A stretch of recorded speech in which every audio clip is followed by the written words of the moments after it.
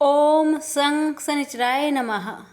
प्यारे भक्तगणों, आज आप सभी श्रवण करेंगे शनि महाराज की व्रत कथा। इनकी व्रत करने से और कथाओं को श्रद्धा पूर्वक श्रवण करने से सभी कष्टों से मुक्ति मिलती है। शनिवार के दिन सूर्योदय से पहले पीपल के पेड़ की पूजा करें, जल अर्पित करें और तेल का दीपक जलाएं। इससे शनिदेव प्रसन्न होते हैं और कृपा हमेशा मिलती है। शनिदेव की कृपा पाने के लिए शनिवार के दिन काला तिल, काला छाता, सरसों का तेल, काली उड़द और जूते चप्पल का दान करें। इससे जीवन की समस्याएं कम होती है और साथ ही साथ इन कथाओं का श्रवण भी अवश्य करें। अगर सच्चे मन से शनि महाराज के चरणों का ध्यान करके जो भी भक्त इन कथाओं का श्रवण करेगा, उनकी सभी मनोकामना शनि महाराज अवश्य ही पूर्ण करेंगे। तो आइए श्रवण करते हैं शनि भगवान की व्रत कथा। आपसे निवेदन है, कथा को पूरा सुनिए और दूसरे भक्तों के पास भी शेयर कीजिए और कमेंट बॉक्स में शनि महाराज की जय लिखना ना भूलें। शनि देव से संबंधित एक पौराणिक कथा के अनुसार एक समय शनिदेव भगवान शंकर के धाम हिमालय पहुँचे। उन्होंने अपने गुरुदेव भगवान शिव को प्रणाम कर उनसे आग्रह किया, हे प्रभु, मैं कल आपकी राशि में आने वाला हूँ, अर्थात मेरी वक्र दृष्टि आप पर पड़ने वाली है। शनिदेव की बात सुनकर भगवान शंकर हतप्रभ रह गए और बोले, हे शनिदेव, आप कितने समय तक अपनी वक्र दृष्टि मुझ पर रखेंगे? शनिदेव बोले, हे नाथ, कल सवा पहर के लिए आप पर मेरी वक्र दृष्टि रहेगी। शनिदेव की बात सुनकर भगवान शंकर चिंतित हो गए और शनि की वक्र दृष्टि से बचने के लिए उपाय सोचने लगे।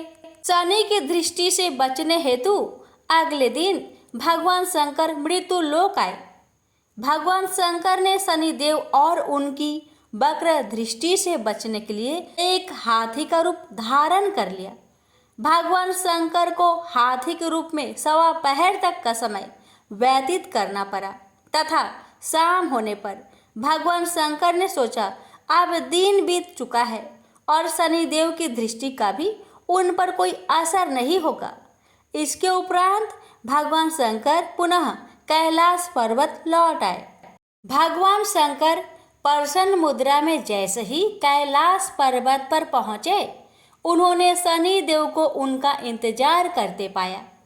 भगवान शंकर को देखकर शनि देव ने हाथ जोड़कर प्रणाम किया। भगवान शंकर मुस्कुराकर शनि देव से बोले, आपकी दृष्टि का मुझ पर कोई असर नहीं हुआ। यह सुनकर शनि देव मुस्कुराए और बोले, मेरी दृष्टि से ना तो देव बच सकते हैं और ना ही दानव, यहाँ तक कि आप भी मेरी दृष्टि से बच नहीं पाए। यह सुनकर भगवान शंकर आश्चर्यचकित रह गए। शनिदेव ने कहा, मेरी ही दृष्टि के कारण आपको सवा पहर के लिए देव योनि को छोड़कर पशु योनि में जाना पड़ा।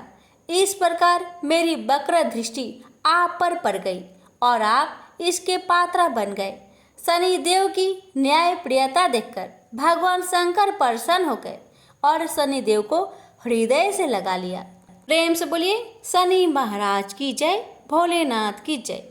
एक अन्य कथा के अनुसार भगवान श्री गणेश भी शनिदेव की नज़र से नहीं बच सके थे और उन्हें भी शनि की वक्र दृष्टि का सामना करना पड़ा था। ब्रह्मा वैवर्त पुराण के अनुसार माता पार्वती ने पुत्र प्राप्ति के लिए पुण्यक नामक व्रत था, जिसके फलस्वरूप भगवान विष्णु ने उनके गर्भ से बालक के रूप में जन्म लिया। जन्म के पश्चात सभी देवी और देवता शिव पार्वती को बधाई देने और बालक गणेश को आशीर्वाद देने के लिए बारी बारी से उपस्थित हुए, परंतु शनि देव ने बालक गणेश को ना तो देखा और ना ही उनके पास गए। माता पार्वती को यह बात अपने पुत्र का अपमान लगी और वो रुष्ट हो गई। दरअसल पार्वती जी को शनि देव की पत्नी द्वारा दिए गए श्राप के बारे में पता नहीं था कि उनकी दृष्टि पड़ते ही हानि हो सकती है। उन्हें लगा कि शनिदेव उनके पुत्र का अपमान कर रहे हैं। उन्होंने कहा, सूर्य पुत्र, अपनी गर्दन क्यों झुका रखी है? मेरी व मेरे पुत्र की ओर देखो, तुम मेरे पुत्र को क्यों नहीं देख रहे हो? इस पर शनिदेव ने कहा, हे माते, मेरा नहीं देखना ही अच्छा है, क्योंकि सभी प्राणी अपनी अपनी करने का फल भोगते हैं। मैं भी अपनी करने का फल भोग रहा हूँ। ऐसा कहकर शनिदेव अपने श्राप के बारे में बताते हैं। तब माता पार्वती ने कहा कि सब कुछ ठीक होगा, तुम्हारे देखने पर कुछ अमंगल नहीं होगा, क्योंकि यह मेरा पुत्र है और इसे सभी देवताओं ने आशीर्वाद दिया है। शनिदेव ने माता पार्वती का रुष्ट भाव समझकर उनकी आज्ञा मान ली और बालक गणेश को देख लिया। परंतु शनिदेव की दृष्टि पड़ते ही नवजात बालक का सिर धड़ से अलग होकर भस्म होकर ब्रह्मांड में विलीन हो गया। माता पार्वती अपने पुत्र की यह दशा देख बेहोश हो गई। तब माता पार्वती को इस आघात से बाहर निकालने और उनके क्रोध से बचने के लिए तत्काल ही भगवान विष्णु अपने वाहन गरुड़ पर सवार होकर उत्तर दिशा में स्थित पुष्पभद्रा नदी के तट पर गए। वहां उन्होंने एक हथनी को देखा जो अपने बालक की ओर पीठ किए हुए बैठी थी। इस संबंध में ये भी कहा जाता है, वहां उन्होंने देखा कि एक हथनी अपने नवजात शिशु को लेकर उत्तर दिशा में सिर करके सो रही थी। विष्णु भगवान ने शीघ्र ही सुदर्शन चक्र से नवजात गज शिशु का मस्तक काट लिया और वे उसे लेकर शिवलोक पहुँचे तथा माता पार्वती के बालक के धड़ पर लगाकर उसके प्राण वापस किए। बाद में जब माता पार्वती को होश आया तो उन्होंने शनि देव को श्राप दे दिया, परंतु सभी देवताओं ने शनि का पक्ष लेकर कहा कि इसमें उनकी कोई गलती नहीं है। आपको तो इन्होंने सारी बात बता दी थी कि वे आपके बालक को क्यों नहीं देख रहे हैं, किंतु आपकी जीत पूरी करने हेतु ही शनिदेव ने आपके पुत्र को देखा, इसमें इनका कोई कसूर नहीं है। तब माता पार्वती ने शनिदेव को क्षमा कर दिया और श्राप को एक पैर की विकलता के रूप में परिवर्तित कर दिया। इस तरह भगवान शिव और गणेश दोनों ही शनि देव के नजर से बच नहीं पाए थे। तो प्रेम से बोलिए शनि महाराज की जय। अब आइए सुनते हैं अन्य शनिवार की व्रत कथाएं। एक समय स्वर्गलोक में सबसे बड़ा कौन, ये प्रश्नों को लेकर नवग्रहों में वाद विवाद हो गया। विवाद इतना बढ़ा कि परस्पर भयंकर युद्ध की स्थिति बन गई। निर्णय के लिए सभी देवता देवराज इंद्र के पास पहुंचे और बोले, हे देवराज, आपको निर्णय करना होगा कि हम में से सबसे बड़ा कौन है।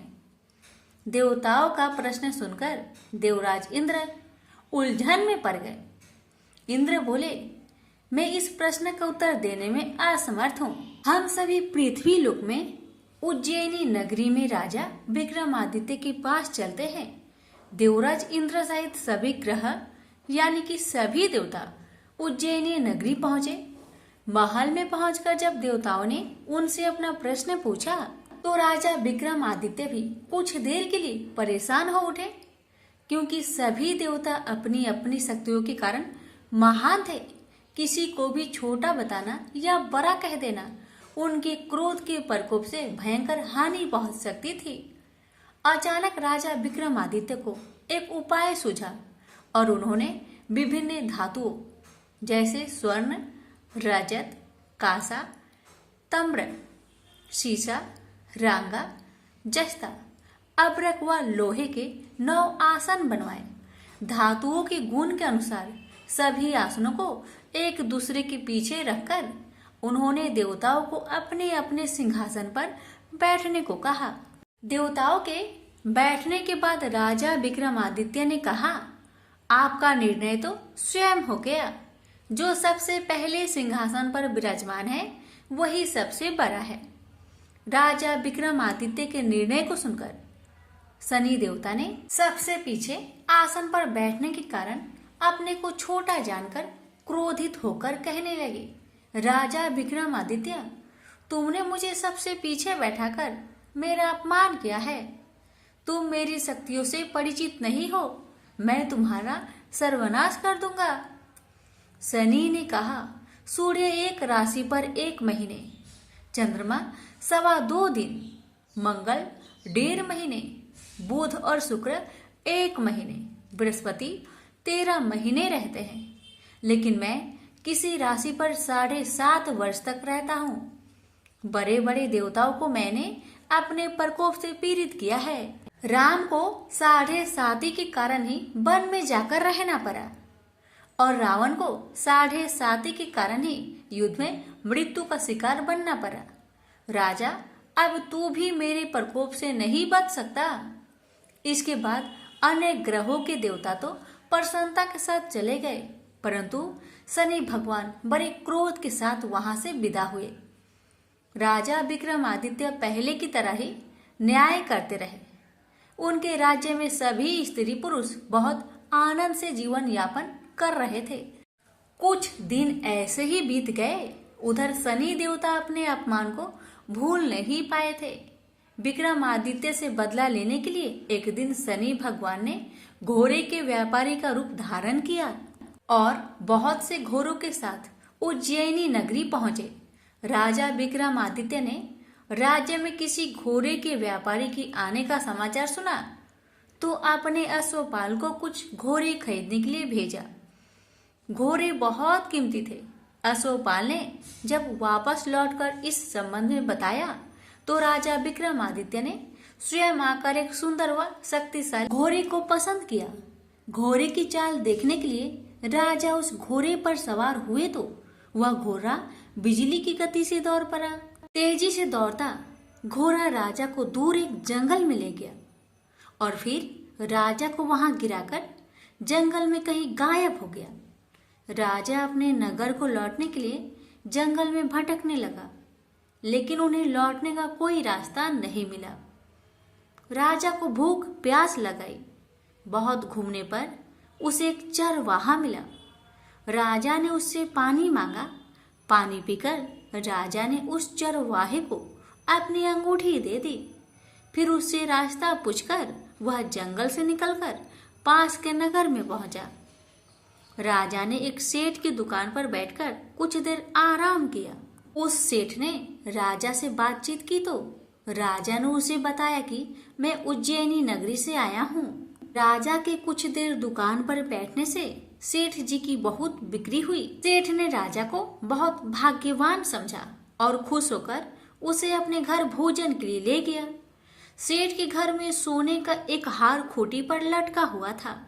राजा को उस कमरे में छोड़कर सेठ कुछ देर के लिए बाहर गया। तभी एक आश्चर्यजनक घटना घटी।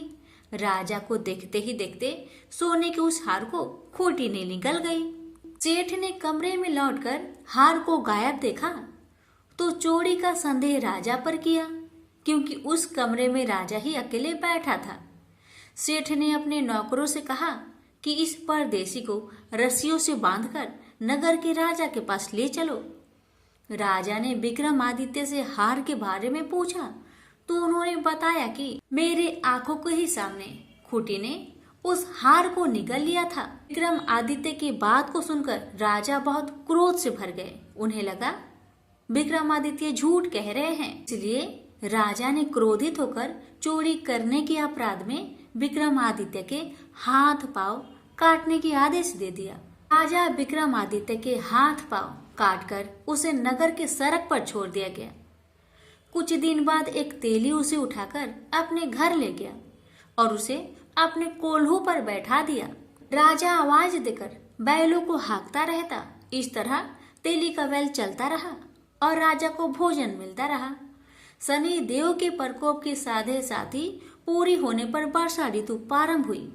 राजा विक्रमादित्य एक रात मेघ मल्हार गा रहे थे कि तभी नगर के राजा की लड़की राजकुमारी मोहिनी रथ पर सवार उस तेली के घर के पास से गुजर रही थी। उसने मेघ मल्हार सुना तो उसे बहुत अच्छा लगा और दासी को भेजकर गाने वाले को बुला लाने को कहा। दासी ने लौटकर राजकुमारी को अपंग राजा के बारे में सब कुछ बता दिया।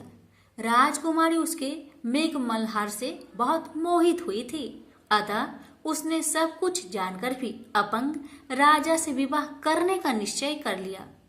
राजकुमारी ने अपने माता पिता से जब यह बात कही तो वे हैरान रह गए। रानी ने मोहिनी को समझाया, बेटी तेरे भाग्य में तो किसी राजा की रानी होना लिखा है, फिर तू उस अपंग से विवाह करके अपने पांव पर कुल्हाड़ी क्यों मार रही हो। राजकुमारी ने अपनी जिद्दी नहीं छोड़ी। अपनी जिद्दी पूरी करने के लिए उसने भोजन करना तक छोड़ दिया और प्राण त्याग देने का निश्चय कर लिया। आखिर राजा रानी को विवश होकर अपंग विक्रमादित्य से राजकुमारी का विवाह करना पड़ा। विवाह के बाद राजा विक्रमादित्य और राजकुमारी तेली के घर रहने लगे। उसी रात सपने में शनि भगवान ने राजा से कहा, राजा तुमने मेरा प्रकोप देख लिया, मैंने तुम्हें अपने अपमान का दंड दिया है। राजा ने शनि भगवान से हाथ जोड़कर क्षमा प्रार्थना की कि हे भगवान, आपने जितना दुख मुझे दिया अन्य किसी को ना देना। शनि भगवान ने कुछ सोचकर कहा, राजा मैं तुम्हारी प्रार्थना स्वीकार करता हूँ। जो कोई स्त्री पुरुष मेरा पूजा करेगा, शनिवार को व्रत करके मेरी व्रत कथा सुनेगा, उस पर मेरी अनुकंपा सदा बनी रहेगी। प्रातःकाल राजा विक्रमादित्य की नींद खुली तो उसने अपने हाथ पांव देखकर राजा को बहुत खुशी हुई। उसने मन ही मन शनि भगवान को प्रणाम किया। राजकुमारी भी राजा के हाथ पांव सही सलामत देखकर आश्चर्य में डूब गई। तब राजा विक्रमादित्य ने अपना परिचय देते हुए शनि भगवान की प्रकोप की सारी कहानी सुनाई। सेठ को जब इस बात का पता चला तो दौड़ता हुआ तेली के घर पहुंचा और राजा के चरणों में गिरकर क्षमा मांगने लगा। राजा ने उसे क्षमा कर दिया क्योंकि यह सब तो शनि भगवान के प्रकोप से हुआ था। सेठ राजा को अपने घर ले गया और उसे भोजन कराया। भोजन करते समय वहां एक अनोखी घटना घटी। सबके देखते देखते उस खुटी ने हार को उगल दिया। सेठ जी ने अपनी बेटी का विवाह भी राजा के साथ कर दिया और बहुत से स्वर्ण आभूषण धन आदि देकर राजा को विदा किया। राजा विक्रमादित्य राजकुमारी मोहिनी और सेठ के साथ उज्जैनी पहुंचे तो नगरवासियों ने हर्ष से उनका स्वागत किया। अगले दिन राजा विक्रमादित्य ने पूरे राज्य में घोषणा कराई कि शनिदेव सब देवों से सर्वश्रेष्ठ हैं। प्रत्येक स्त्री पुरुष शनिवार का उनको व्रत करे और व्रत कथा अवश्य सुने। राजा विक्रमादित्य की घोषणा से शनिदेव बहुत प्रसन्न हुए। शनिवार का व्रत करने और व्रत कथा सुनने के कारण सभी लोगों की मनोकामनाएं शनिदेव की अनुकंपा से पूरी होने लगी। सभी लोग आनंद पूर्वक रहने लगे। प्रेम से बोली शनि महाराज की जय। हे शनि महाराज, आपकी कथा कहने वाले, सुनने वाले, हुक्कार भरने वाले सभी भक्तों की सभी मनोकामना को पूर्ण करना, सभी के कष्टों को दूर करना। प्रेम से बोलिए शनि महाराज की जय। आप श्रवण करें शनि महाराज और ब्राह्मण की कथा। बहुत समय पहले की बात है। एक ब्राह्मण और ब्राह्मणी एक गांव में रहा करते थे। ब्राह्मण हर रात अपने सपने में नीली घोड़ी पर नीले कपड़े पहने एक आदमी को देखता था और वह आदमी कहता था, हे ब्राह्मण देवता, मैं तेरे लगूंगा। ब्राह्मण घबराकर उठ जाता और अगले दिन यही सपना उसे फिर आता। यह सपना उसे रोज आने लगा। ब्राह्मण बहुत परेशान हो गया और चिंता के मारे दुबला होने लगा, सूखने लगा। तो एक दिन उसकी पत्नी ने उससे कारण पूछा, हे ब्राह्मण देवता, आपको मैं इतनी अच्छी अच्छी भोजन पकाकर देती हूँ, फिर भी क्या कारण है कि आप दुबले होते जा रहे हैं? तो ब्राह्मण ने अपनी सपने की सारी बात पत्नी को बताया। ब्राह्मणी बोली, मुझे लगता है अवश्य ही वो शनि महाराज होंगे। अब की बार जब वो आपको दिखे तो आप कह देना, लग जाओ पर 1.25 पहर से ज्यादा मत लगना। उस दिन फिर सपना आने पर ब्राह्मण ने कहा, लग जाओ, पर कितने समय के लिए लगोगे? शनि जी बोले, 7.5 वर्ष का लगूंगा। ब्राह्मण ने कहा, क्षमा करे शनि भगवान, इतना भारी तो मुझसे झेला नहीं जाएगा। तब शनि भगवान बोले, तो 5 वर्ष का लग जाता हूँ। ब्राह्मण ने मना किया तो शनि जी कहने लगे, 1.25 पहर का तो लगूंगा ही, इतना तो कोढ़ी कलंकी भिखारी के भी लग जाता हूँ। तब ब्राह्मण ने कहा, ठीक है। ब्राह्मण को 1.25 पहर की शनि की दशा लग गई। ब्राह्मण ने दीन से जाकर ब्राह्मणी से कहा, मेरे 1.25 पहर शनि की दशा लग गई है, इसलिए मैं जंगल में जाकर यह समय वहीं पर बिताऊंगा। मेरे लिए खाने पीने का सामान एक पोटली में बांध दो, और हाँ, मेरे जाने के पीछे तुम किसी से झगड़ा मत करना। इस बात का खास ध्यान रखना, ज्यादातर घर में ही रहना और बच्चों का ध्यान रखना। इस 1.25 पहर के समय में कोई भी गाली दे तो चुपचाप सुन लेना, बहस मत करना। यह समझाकर ब्राह्मण जंगल में चले गए। जंगल में ब्राह्मण एक पीपल के पेड़ के नीचे बैठ गए और हनुमान जी का पाठ करने लगे। 1 पहर बीत गया। ब्राह्मण ने सोचा बाकी बचा समय रास्ते में बीत जाएगी, इसलिए वहां से चल दिया। रास्ते में एक बाड़ी में मतीरे लगे थे। माली से एक मतीरा खरीदा, पोटली में बांधा और आगे को बढ़ा। आगे एक आदमी मिला जो असल में कोई और नहीं, भगवान शनि महाराज थे। ब्राह्मण से पूछा कि पोतली में क्या है? तब उसने कहा, मतीरा है। तब शनि भगवान बोले, दिखाओ। ब्राह्मण ने पोटली खोली, उसमें वह मतीरा राजकुमार का कटा हुआ खून से लथपथ सिर दिखाई दिया। तो शनि भगवान ब्राह्मण को राजा के पास ले गए और कहा कि इस ब्राह्मण ने राजकुमार की हत्या कर दी है, इसके पास पोटली में राजकुमार का सिर है। राजा ने कहा, मैं यह नहीं देख सकता, इस ब्राह्मण को सूली पर चढ़ा दो। राजा के यहाँ हाहाकार मच गया। ब्राह्मण को सूली चढ़ाने से पहले पूछा गया कि तुम्हारी कोई आखिरी इच्छा हो तो बताओ। ब्राह्मण ने सोचा किसी तरह 1.25 पहर पूरा बस हो जाए। ब्राह्मण ने सोच समझकर कहा। उसने कहा कि वह रोज बालाजी का कथा सुनता है, मरने से पहले अंतिम बार बालाजी का कथा सुनना चाहता है। ब्राह्मण को कथा सुनाने का प्रबंध किया गया। कथा कहते कहते 1.25 पहर पूरा हो गया। शनि की दशा टलते ही राजकुमार शिकार खेल कर लौटा हुआ दिखाई दिया। राजकुमार को आता देखकर राजा बहुत खुश हुआ, लेकिन उसे निर्दोष ब्राह्मण की हत्या का दोष लगने का डर सताने लगा। उसने तुरंत घोड़सवार सैनिकों को ब्राह्मण को आदर सहित ले आने के लिए भेजा। ब्राह्मण राज दरबार में आया तो राजा ने क्षमा मांगी और पोटली दिखाने के लिए कहा, तो पोटली खोली तो उसमें मतीरा था। राजा ने इन सब के बारे में पूछा तो ब्राह्मण ने बताया, मुझे 1.25 पहर की शनिचर की दशा लग गई थी, इस कारण यह सब तमाशा हुआ। राजा ने पूछा, यह दशा कैसे टलती है? ब्राह्मण बोला, राजा या सेठ के लगे तो काला हाथी या काला घोड़ा दान करे, गरीब के लगे तो पीपल की पूजा करे और बोले, साचा शनिचर कहिए, जाके पाओ सदा ही पढ़िए। शनि भगवान की कहानी सुने, तिल का तेल और काला उड़द दान करे, काले कुत्ते को तेल से चुपर कर रोटी खिलाए तो शनिचर की दशा उतर जाती है। राजा ने उसे मतीरा वापस दे दिया। घर आकर ब्राह्मण ने मतीरा काटा तो उसमें बीज की जगह हीरे मोती निकले।